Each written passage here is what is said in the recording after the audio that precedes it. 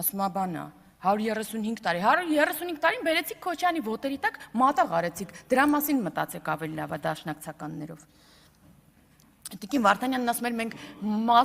սադո-մազոխիստական հակումներ չունենք, բնավ այդպես չեմ կարծում, հաստատ ունեք, որ նայում եմ, որ էլի նստացեք ու հեսա էլի շարունակելու եք խոսել ձեր խմբակցության անդամներով։ Կամ որ ֆայմ ունենայիք, կներեք, բայց չեք գա նոր ստեղ Տիկին Կյուրեղյանը չէր խոսիլ թոշակի բարձրացումից։ 16000 դրամ մինիմալ կենսաթոշակ ստացող քաղաքացով թողել եք, հեռացել եք, մերժվել եք, գնացել եք, հիմա դարձել է օրինակ 46000 դրամ ու դա մինիմալ կենսաթոշակն է, որի վրա ավելանում է օրինակ, բացի այն, որ մարդը ինչքան աշխատել է, այդքան ավել է ստանում, բացի դրանից այսօր մեր կենսաթոշակառուները ստանում են դեղեր, որի վրա իրենք բացառապես մեծ մասը իրենց կենսաթոշակից ծախսում էին դրա վրա, անվճար դեղեր, անվճար առողջության վիրահատություններ ու տարբեր ծառայություններ են ստանում։ Դրա համար որ ֆայմ ունենեք, դուրս չեք գա ու գոնե այդ բարեփոխումների մասին չեք խոսի։ Կամ Տիկին Գալստյան, դուք մեր երևի ազգային ժողովի ամենաավագ գործընկերներից եք կին, հեչ ընդունելի գործելավոճ չէ, երիտասարդ գործընկերոջը ԳԿՔ-ի ուղղագրություն սովորեցնեք, հեչ ընդունելի չէ, չեմ ասում դա տեղին է, անտեղին է, դա ուղղակի պրիմիտիվ, չգիտեմ, բան է էլի, փորձում եք ինչ-որ դիվիդենտներ շահել մի բանի վրա, որը հեչ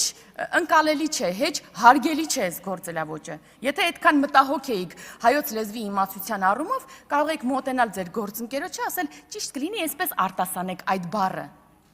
Մի կողմ եմ դնում ճիշտն ու սխալը։ Ինչ վերաբերում է կոռուպցիային, այո, սիրելի հայրենակիցներ, այսօր բազմաթիվ գործեր են քննվում կոռուպցիայի մեղադրանքներով, կան մեղադրական եզրակացություններ, կան այդ գործերով անցնող նախկին պաշտոնյաներ, որոնք թռած են Հայաստանի Հանրապետությունից, այսօր էլ հայտ են ներկայացնում ձեր այդ միասին այդ օլիգարխիկ իշխանությունը վերականգնելու։ Կան փլված գործեր, այո, կան նաև դատանում փլված գործեր։ Ու սա էլ խոսում է անկախ դատական համակարգի մասին։ Բայց անգամ մեկ փլված գործով օրինակ գոնե մեկ քաղաքացու մոտ չի առաջանում կասկած, արդյոք Հայաստանի Հանրապետությունում եղել է կոռուպցիոն իշխանություն, համակարգային կոռուպցիա։ Որևէ մեկի մոտ կասկած չի առաջանում, բոլորը 100%-ով գիտեն, որ այո, կոռուպցիոն օլիգարխիկ իշխանություն է եղել, որովհետև Հայաստանում բիզնեսի առաջ խաղացումը կախված էր քաղաքական կապերից, բացառապես քաղաքական կապերից, որովհետև Հայաստանում կոռուպցիոներները չէին պատժվում բացառապես։ Հիմա են անցնում այդ գործերով, որովհետև հիմա կա քաղաքական կամք ու չկա նման մոդել կառավարման, որովհետև Հայաստանում մենաշնորհները նորմալ էին, կար բանանը իր ներկրողն ուներ, տարբեր ինչ-որ ապրանքներ իրենց ներկրողն ունեին, ու ձեր բանան ներկրողները այսօր էլի տարբեր կետերից այսօր էլի պայքարում են, որպեսզի հայտնվեն ձեզ հետ բերեն այդ օլիգարխիկ իշխանությունը էլի կառավարման։ Որովհետև Հայաստանում բանակից ազատումն իր գինն ուներ, համասարան ընդունվելը իր գինն ուներ, պրավաստանալն իր գինն ուներ, տարբեր շրջանում տարբեր գին ուներ։ Ու եթե միտեղ այդ գինը փոխվում էր, սինխրոն փոխվում էր մնացած տեղերում։ Ու Հայաստանի Հանրապետության քաղաքացին այդ Հայաստանում ապրել է, ինչ որ մի ձև առնչվել է այդ ամեն ինչի հետ։ Ու ասում եք, պարոն Արծվիկ Մինասյանն էր կարծեմ երեք ասում էր այն գույքը, որը վերագրվում է այս ապօրինի գույքի բռնագանձման շրջանակներում պաշտոնյային, երբեմն իր հետ կապ էլ չունի։ Այո, պարոն Մինասյան, երբեմն ուղիղ իր հետ կապ չունի։ Ինչի այն ժամանակ այդքան այդ հարցերում անֆայն չէին։ Էլ քենի, էլ վարորդ, էլ բաջանաղ, մենակ իրանց անունով չէին անելու, բայց որ դուք ձեր շուրջն եք նայում, կամ պտտվում եք ձեզանից ձախ, նայում եք այն մյուս ֆրակցիային, չեք հասկանում, որ ամբողջ կյանքում չինովնիկը, պետական ծառայողը չէր կարող այդ դղյակներն ունենալ, այդ կարողություններն ունենալ, միանգամից 26 գույք ապօրինի գույքով անցնել, անշարժ շարժական տարբեր գույքեր ունենալ, մի քանի 100 միլիոնավոր դրամներ չհիմնավորված փողեր ունենալ, պարզապես չէր կարող, կամ Տիկին Կյուրեղյանն ասում է Դուք վախենում եք, որ չեք կարող ձեր հիպոթեքները մարել։ Այո, Տիկին Գյուրեղյան, մեր ֆրակցիայի գերակշիռ, երևի ես չգիտեմ մարդ որ չունի, հիպոթեք, վարկ, որտեղ մենք սովորական ոնց որ մեր ժողովուրդը ապրում ենք այդ կերպ, մենք չունենք այդ միլիոնները, որ տանք եւ տուն առնենք մեզ համար։ Կներեք, չունենք, չենք մեր հայրերը չեն գողացել, մենք չենք գողանում եւ չենք գողանալու։ Կամած կփակենք, ունենանք արդար քրտինքով մեր տունն էլ, մեր մեքենան էլ եւ որևէ մեկը չի անիծի մեր երեխաներին։ Եվ հետո չենք գնա եւ ձեր նման չենք վախենա բանից, բանտում հայտնվելուց։ Մեզ ամենաշատը մեր քաղաքացիները մեղադրում են ամենաշատը նրանում, որ դուք միջև հիմա հնարավորություն ունեք, ոչ միայն դուք, նախկին իշխանության տարբեր նաեւ ներկայացուցիչ, միջև հիմա հնարավորություն ունեք, ասում են,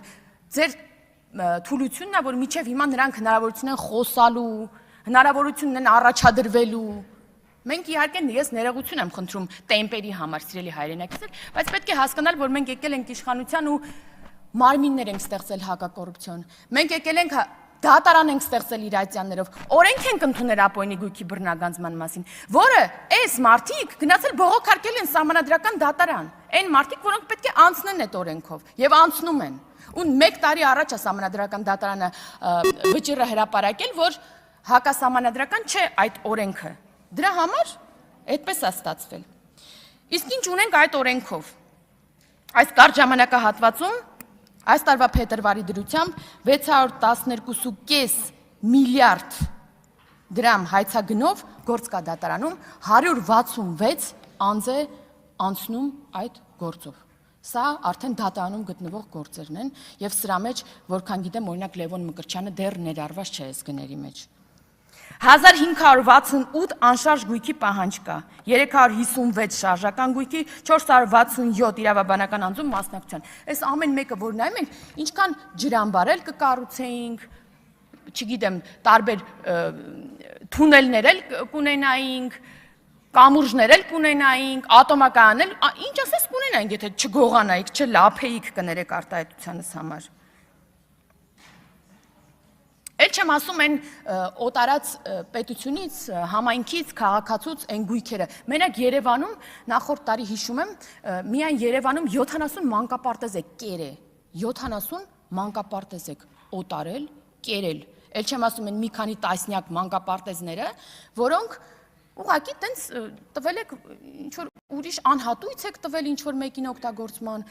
եւ այլն։ Որ մեկի տակ իրականում, որ մեկի տակ փորում ենք, միլիարդներ են դուրս գալիս ու դղյակներ են դուրս գալիս ու հələ մի հատ էլ մինչև հիմա շարունակում եք ինչ-որ մեղադրանքներ ներկայացնել։ Ու այո, սիրելի հայրենակիցներ, այս օլիգարխիկ եւ կոռուպցիոն նախկին իշխանությունները, այո, փորձելու են Գյումրու սցենար անել։ Մեզ ասում են դուք ով եք, որ թույլ չտաք։ Մենք ձեր նման